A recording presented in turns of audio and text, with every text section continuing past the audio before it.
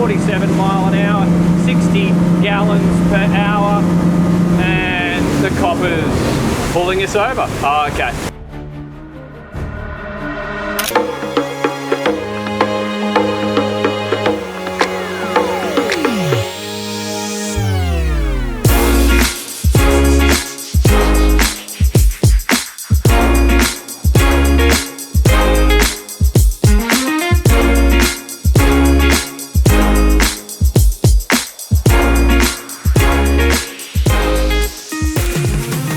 So same hull as the previous Quarken 35 that you have seen on my channel, completely different layout. I would imagine slightly different weight distribution because the roof, same roof, slightly further forward and less glass. So we can assume a little bit lighter. However, this boat is the US version, so we've got fully loaded. We've got the twin 350s on the back. We also have got air conditioning via lithium, so you could consider this a loaded boat. We're almost full of fuel. We've used from full, we've used 47 gallons, and I am going to be speaking in gallons today and miles per hour because we are in America. We have already run haul over inlet. We can cut to some B-roll of that. I didn't have time. We're on a bit of a time schedule today to actually turn the microphone and the other cameras. However, we have conveniently positioned ourselves right next to Governor's Cut, so we are going to have another opportunity to run the boat through some waves at the end of this demonstration, or in the middle I should say, because then after Governor's Cut we're going to go find some flat water where we will run the boat right up to her wide open throttle and see what fuel flow and what we achieve. But out here we just want to talk about comfort and ride experience. So just currently sitting on 17, 18 mile an hour, 3,100 RPM. I'm just going to play with the boat's trim, and I can see a total fuel economy of 16 gallons per hour, 1.2 miles per gallon. I'm just going to increase that speed ever so slightly. So I'm not going for speed records out in the ocean, and nor should you most of the time, particularly on a boat like this, because you're going to have family, you're probably going to have friends, and you're probably going to have kids and grandkids. So let's keep it comfortable for everyone. So sitting on 24, when you're sort of nudging 25 mile an hour, really happy. The boat feels like it's in the groove. I have the zip wakes set to auto, and I'm consuming 16.6 gallons per hour, coming through a nice gradual turn and going into the waves in a second, doing about 90 to 100 degree support. One of the observations, visibility is incredible. Best of all the Quarkens on this particular model. Really, really comfortable. Let those zip wakes do their thing. Going into the swells now, consuming 16.5 gallons an hour, 1.3 miles per gallon at 3,300 RPM. We might even increase that RPM just a little bit into the waves. Let's go 3,400 and to 3,500. We're seeing 23 mile an hour and 19 gallons per hour. Actually, it's variable, going from 16 to 19 as I go through the waves.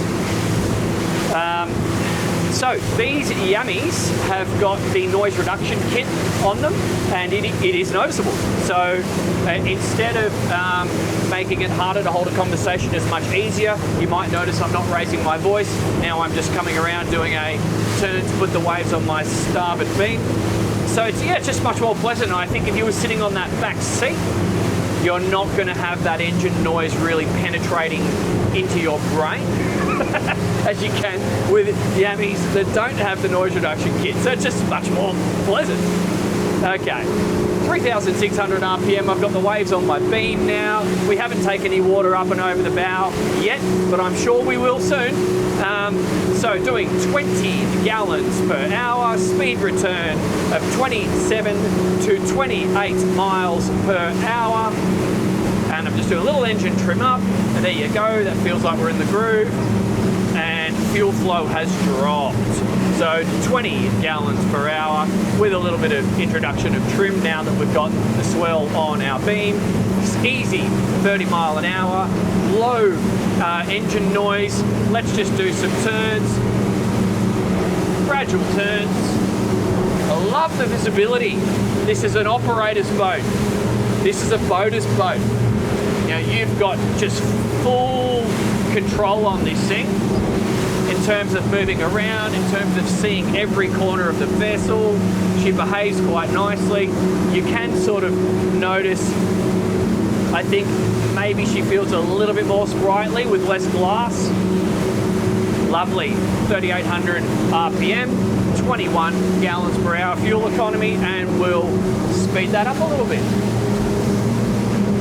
Yeah, I really do feel like I've got full control here because I can just see everything. Good protection from the wind going down these waves now. 4,500 RPM at times. I'm just playing with those revs. I'm seeing 32 miles an hour. Easy, down the waves. 37 mile an hour. 31 gallons per hour. 38 mile an hour, lovely. Hooking it around. Smooth. We haven't actually taken any water over the bow yet, so this is nice. These are just typical, what you would call Mediterranean conditions, and obviously it's similar to what you get out here in Florida, because when the wind is low, it's just a mixture of tide, boat wash, and confused seas, arguably, because they can come from different directions with all the boat traffic. Short wave period. So really, really nice for deep V, as we have on this vessel. We're cutting through, and if any of you are coming from sports cruises, now is a good time to look at the trim of this vessel going through these waves. Because we have a skinny bow, not a full bow, we're really parting those waves. The boat's got a level attitude. I'm at 4,200 RPM, 26 gallons an hour. You can play with your trim to increase your fuel economy, and I've got a speed return of 36 to 37 mile an hour, and essentially my workload is quite low. So I can see those jet skis on my starboard side. I can see traffic coming in and out of Governor's Cut. I've got really good situational awareness on the wave situation, and I can see there is some activity with an outgoing tide, so I'm going to adjust my speed, look for traffic, check my guests. Everything's pretty cruisy. You know, I don't feel any need to wear the safety. The boat's not jarring me around in funny directions, but you will notice I do keep my hand on the throttle, and I'm quite aware of what I'm doing. If you are not at that level, just be sensible. Got a jet ski closing fast on starboard. I'll just back my speed off, watch him before I make any decisions, because he's going to hit those waves pretty soon. And I suspect he is going to cut in as well, but I'll just watch them. I'm not going to do an aggressive turn. Okay, second jet ski's going behind me, all clear. First jet ski is entering, all clear, lots of waves. My windscreen wiper is here. I'm going to be doing a hard turn. He's behind me. And okay, this jet ski stopped. I would prefer to go behind him. No, that's not possible. So let's give it some.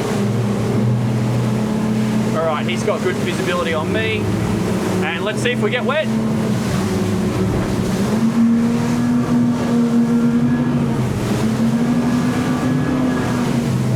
I didn't actually get wet that time. Now, it's in conditions like this. I've seen many of you in the comments sort of negatively complaining about adventure-style hulls in an outgoing tide, incoming sea situation. Look, any skinny bow like this, it's got many, many advantages, but you also have to understand its limitations. So if you punch the thing into the back of a stand-up wave, you're going to take green water over the bow. Surprise, surprise.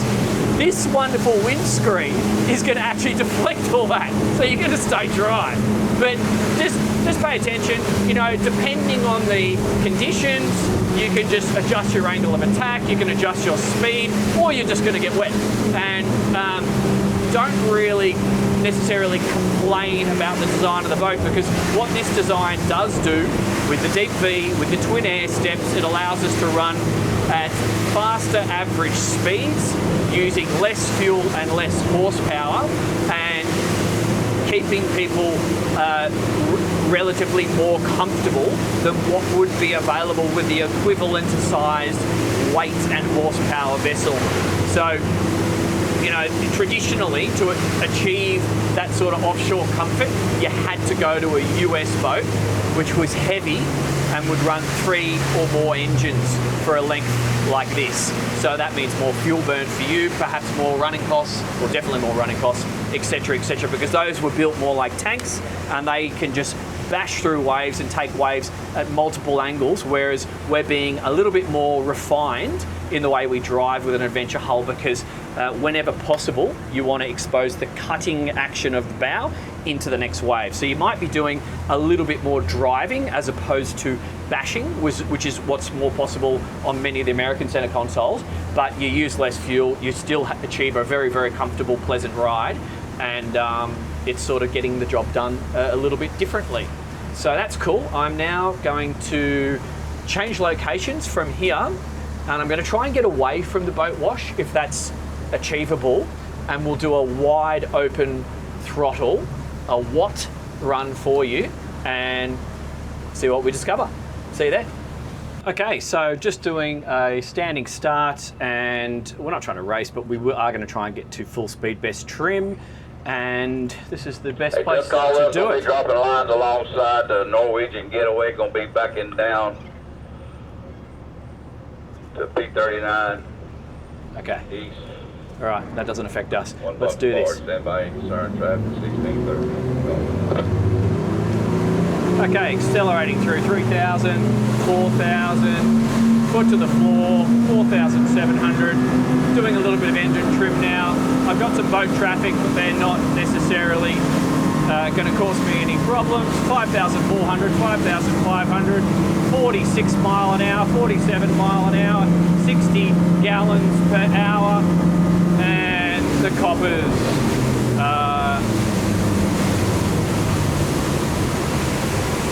pulling us over. Oh, okay.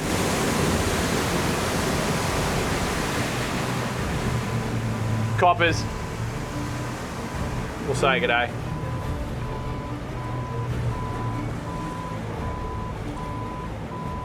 See what they want. G'day, guys. Oh, is it? I thought it was unrestricted. Sorry. Apologies. Okay, my apologies, my bad.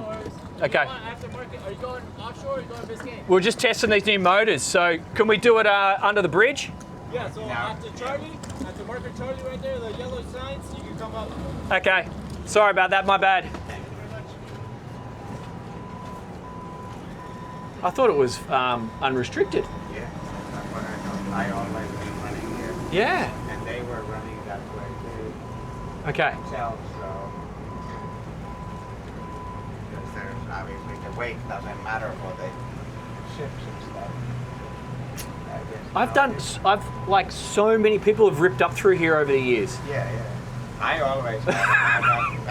Where are the signs? I went through the first cut and waved at Okay, that's fine. We'll go and redo it somewhere. All right, guys, so we are at a simulated docking situation, and the first thing I want to talk to you about is pressing F1 with the bow thruster on, and we'll go to joystick, and we will side slip to the side. Sorry, press joystick, that would help. Now we will side slip to the side, and what you may or may not be able to hear is the variable speed electric thruster working in unison with the twin 350 Yammies. Wonderful, wonderful technology, guys. Super easy for me to do this. And if I want to change my body position, because of the installation position of the joystick, it's easy for me. And look at all this visibility I have around me, and I can continue to slide the boat sideways, and I don't have to do too much in the way of mental calculation in my head when it comes to side slipping with bow thruster and throttles, which is also possible. But I'm going to argue if you have this system, just use it. It's so good. Some of the joystick only systems without combination with bow thruster require a little bit of finesse, and you have to then dedicate one hand to a bow thruster, one hand to the joystick, and do your movements. But now let's just, again, using the joystick, I'm going to go a turn on the spot. And I got heaps of control. Let's see if we can dial up that power. And just by pressing the plus button, maybe you can hear that on the microphone. It's dialing up the power to the next setting. So if you had a windy day and you needed that extra power, you can utilize it. So that's great. So now let's just get out of joystick and we'll do throttles only. I might just, some of these guys are going to think I'm an idiot. I'm just filming. I don't want to give him the wrong impression. No, he's okay. All right. So what I'm going to do just here, center my wheels, and I'll do transverse thrust, and we'll just spin the boat around. I always do this out in the open. Like, it doesn't make sense to discover a boat's maneuverability characteristics when you're in the marina. That can be embarrassing. So it just makes a lot more sense to do it out here when you've got really great viz. Just hopefully you guys can look around, see what I'm seeing, and I've got ultimate control here. So now that I know what my boat is capable of and how it's going to respond, and I also have a pretty good feeling now of all the extremities and where they are from my relative position at the helm, I'm now confident to go and do a touch and go should I need. So let's just do exactly that. Let's just check these guys on this boat. Am I going to get in their way? Nah, she's all right.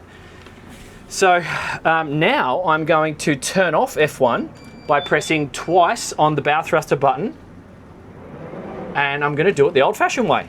So I'm just going to boom, boom, coming in with throttles. I'm just going to do a little touch and go on this, guys, because he's got vertical poles, we've got rub rails on the side. I'm not too worried about fenders for that reason, and I can just creep in one engine at a time now, and when I get closer to my target, I'm actually just going to swing the engines and pull myself into the dock like so. And then I'm going to do this, and this is where my thruster hand can come off the wheel onto the thruster. See how that's pulling me in closer to the dock there? And I can do everything in a nice, slow, considered manner. I'm not going to touch. It's a brand new boat. I'll just put it 1 meter off. But can you see how much time I've got to control the situation? If I needed to leave the helm and reach this side, there's no rush. There's no rush to get to this cleat. All my mates are going to be in this location. I'm totally chill. And if I need to get to this side of the boat, well, it's right there. So it's a really wonderful design. If I wanted to check if any traffic's coming, I can do, and we'll just reverse out of here. So now I'm doing engine down, left engine in reverse, bow thruster to starboard, and it's just walking me away from the dock in a reverse manner. And then if I didn't have any space behind me, this is the old-fashioned way of doing it, I can swap the wheel like so, and then I go right engine forward, and I can keep bow thrusting to starboard. See how we continue to move away, but now we're going to move away in a forward momentum. So what I just explained there is what this joystick overcomes by just pressing F1 and joystick. It's been a long day, and then that's all. That's it. So it's that simple. It's a really wonderful piece of technology, and I would favour this. As much as I love Mercury's, if you're new to parking a boat, this system is the only one that I've experienced on boats of this size that incorporates the bow thrusters. It's really, really great, and you can definitely hold position. So they've got different names of different systems. This with the Yammies, there's stay point, drift point, fish point, but you can hold position relative to your location and buy yourself time as well by just pressing stay point. Boom, boom. Hope that was useful. So thank you to the Miami police for not busting me there. I thought I was in a unrestricted speed zone before, but apparently not. So there you go. You learn, you live and learn. I do plan for these shoots, guys, but sometimes I get things wrong as well, and I'll cop that one. So just going to give you a bit of a wrap. I'm referring to my notes because so many of you were talking to me in the comments asking me to compare one boat against another. So many of you are at the final stages of trying to make a decision, and so I'm really happy to be helpful, and I'm trying to use your comment in the best way that I can to aid in each video that I produce. You can contact me on Connect if you want to speak directly, and I try to respond to as many comments on the channel as possible. Bear in mind that I change countries every week, so it's not always easy. So performance feedback, experience required, crew required, life on board. This is an offshore hull. This is a comfortable hull. This is a capable hull. This is a hull you can take to the Bahamas if you want, and this is a hull that will expand your area of operations. It's going out on a limb here, but this is arguably one of the most pleasant boats to operate that I've driven in this size range in a while. And it is so easy with this visibility, with this access, with the noise reduction kit on the Yammies, with the kit that we've got. This particular boat's quite loaded. This is just a very pleasant, low workload, easy boat to drive. So if that's something that's important on your list, I'm going to say look at this vessel. The experience that you require to operate something like this, fairly minimal. You could potentially be a beginner and just take the right advice and the right training and be safe on this.